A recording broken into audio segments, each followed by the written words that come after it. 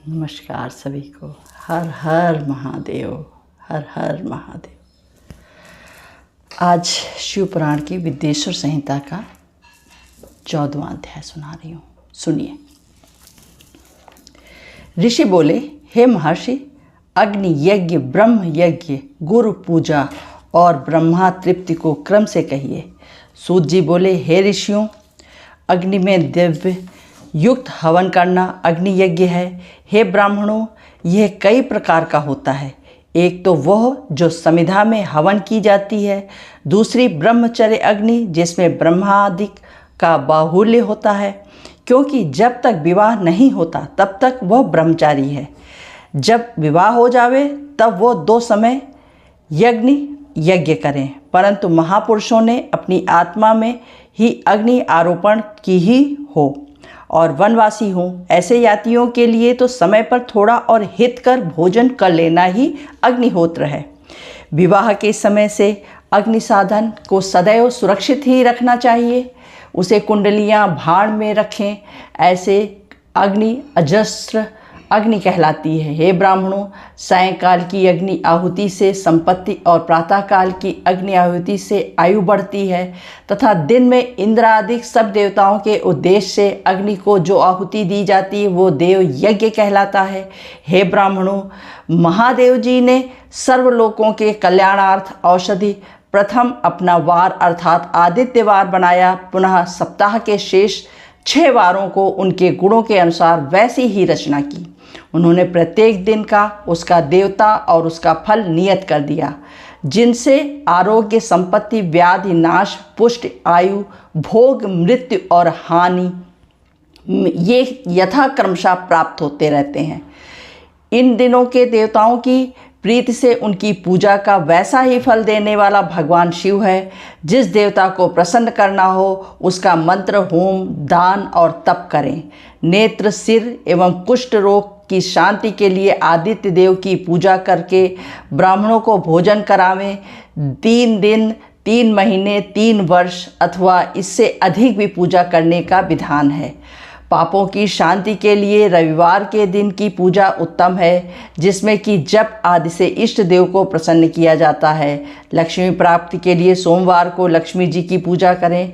रोग शांति के लिए मंगलवार, इसमें काली आदि का भजन पूजन करें और उर्द मूंग आदि देकर ब्राह्मणों को भोजन करावें। बुधवार के दिन विष्णु भगवान का दही, सेव आदि अनेक प्रकार से सेवन करें, पूजन करें तो सर्वदा पुत्र, मित्र, कलत्र की पुष्टि होवे। बृहस्पति का दिन आयुवर्धक है। इस दिन ब्राह्मणों को गौ देवताओं को उपवीत वस्त्र आदि प्रदान करके क्षीर, दूध, घी से पूजन करें। भोगों का इच्छुक शुक्रवार को जितेंद्रिय हो, षटरस भोजन युक्त देवताओं और ब्राह्मणों की पूजा करें। स्त्री प्राप्ति के लिए शनिवार के दिन रुद्र आदि का पूजन करें और काले तिल का होम करें तथा तिल का हो दान और तिल का ही हो भोजन करावें। देश काल और पात्र का विचार कर जो श्रद्धा सहित इन वारों के नियम का पालन करता है उसे इस देवोपासना द्वारा सब कुछ प्राप्त हो जाता है। ब्राह्मणों को मंत्र एवं तंत्र की विधि से पूजन करना श्रेष्ठ है। धनवान हो तो तप के द्वारा देवताओं को उपासना करें। अधिक धनी हो तो धन से पूजा करें। इस प्रकार अवश्य फल प्राप्त होगा। अब 15वां अध्याय सुनिए। ऋषि बोले, हे सूत जी, अब आप कृपा कर हमें पूजन के योग्य स्थान एवं समय बतलाइए। सूत जी कहने लगे, देव यज्ञादि कर्मों को शुद्ध ग्रह बराबर फल देने वाला होता है।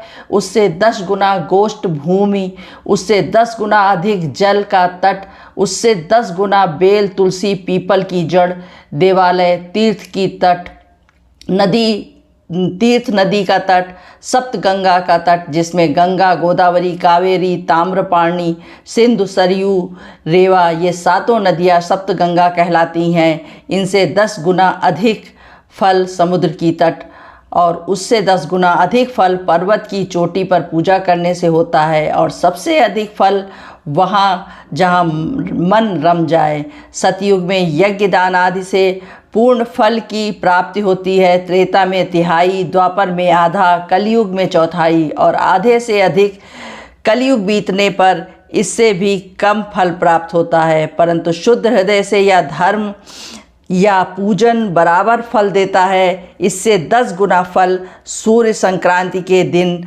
उससे 10 गुना फल तुला और मेष की संक्रांति में तथा चंद्र ग्रहण में उससे भी 10 गुना फल मिलता है और सूर्य ग्रहण में तो उससे भी 10 गुना फल प्राप्त होता है। तपोनिष्ठ, ज्ञाननिष्ठ और योगी यति ही पूजा के पात्र हैं। ऐसे समय में जो इनकी पूजा करता है उसके समस्त पाप नष्ट हो जाते हैं।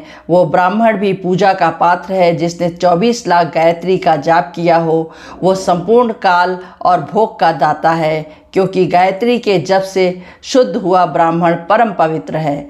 नर नारी आदि जीव कोई भी हो वही अन्नदान का पात्र है। इच्छा वाले को देना ही अभीष्ट फलदायक है। यदि मांगने पर दिया तो आधा फल, सेवक को दिया तो चौथाई फल और यदि ब्राह्मण दीन हो तो उसे देने से 10 वर्ष का फल प्राप्त होता है। ब्राह्मण तो जाति से ब्राह्मण ही है। यदि वेद पाठी गायत्री के जप से युक्त है तो उसे दान देने से बैकुंठ की प्राप्ति होती है। थोड़ा या बहुत देवार्पण बुद्धि से किया हुआ दान अनंत भोग देता है। मनुष्य को तप और दान ये दोनों ही सर्वदा करने चाहिए। देवताओं की तृप्ति के लिए सभी भोग मिलते हैं। अब 16वां अध्याय सुनिए। ऋषि बोले, हे सूत जी, हमें उस पार्थिव पूजन के विधि बतलाइए। सूत जी बोले, हे महर्षियों, मिट्टी से बनाई हुई प्रतिमा को पूजन करने से पुरुष हो या स्त्री सभी के मनोरथ सफल हो जाते हैं। इसलिए नदी, तालाब, कुआं या जल के भीतर को मिट्टी लाकर सुगंधित द्रव्य के चूर्ण से उसका शोधन करें। फिर दूध डालकर अपने हाथ से सुंदर मूर्ति बनावें। पद्मासन द्वारा उस पार्थिव प्रतिमा का आदर कर सहित पूजन करें। गणेश, सूर्य, विष्णु, शिव, पार्वती की मूर्ति और शिव जी के शिवलिंग का तो ब्राह्मण सदैव पूजन करें। इस शोषणोपचार युक्त पूजन करने से मनोरथ अवश्य ही सिद्ध होते हैं।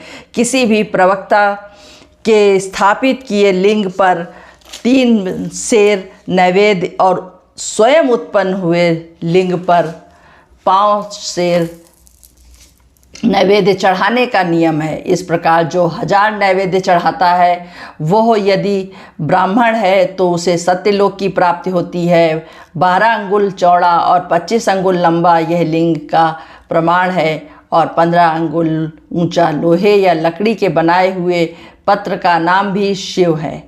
इसके अभिषेक से आत्मशुद्धि, गंध चढ़ाने से पुण्य, नैवेद्य चढ़ाने से आयु और धूप से धन की प्राप्ति होती है।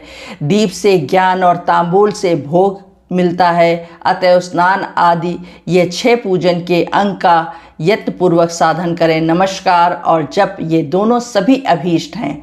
जो जिस देवता की पूजा करता है वो उस देवता के लोक को प्राप्त होता है। साथ ही उनके बीच के लोकों में भी यथेष्ट भोग मिलते हैं। हे महर्षियों, भूलोक में श्री गणेश जी पूजनीय हैं। जैसा शिव जी ने नियत किया है उसी के अनुसार तिथि, वार, नक्षत्र आदि का विचार कर जो विधि सहित इनकी पूजा करता है उसके कौन से मनोरथ पूर्ण नहीं होते। अर्थात गणेश के पूजन से सभी पाप एवं शोक दूर भाग जाते हैं और वो अपने अब सभी अभीष्ट फलों को पाता हुआ मोक्ष तक पहुंच जाता है। इसी प्रकार श्री विष्णु भगवान की तथा अन्य देवताओं की भी जो जिसकी पूजा करना चाहे वो उन देवताओं के वार, तिथि, नक्षत्र का विचार कर शोषणोपचार, पूजन, भजन करे तो अभीष्ट फल की प्राप्ति होती है। शिव जी तो सभी मनोरथों को देने वाले हैं। जो महाआद्रा नक्षत्र में शिव जी का पूजन करता है उसकी आयु बढ़ती है। ऐसे ही और भी नक्षत्रों, महीनों और वारों में शिव जी की पूजा का अद्भुत महात्म्य है। शिव का भजन भोग और मोक्ष को देने वाला है। कार्तिक मास में देवताओं का भजन विशेष फलदायक होता है। विद्वानों को उचित है कि वो इस महीने में सब देवताओं का भजन करें। संयम नियम से जप, तप, हवन और दान करें, क्योंकि कार्तिक मास में देवताओं का भजन सर्व व्याधि हरता है।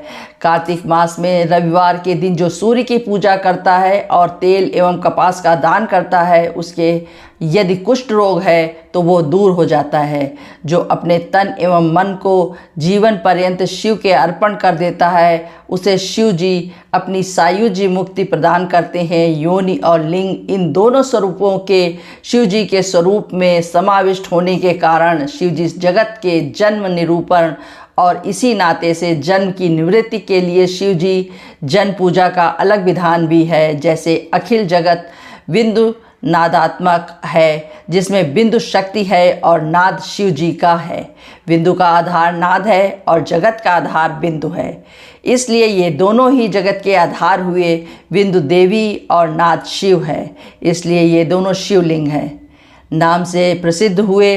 अतः जन्म की निवृत्ति के लिए शिवलिंग को पूजें।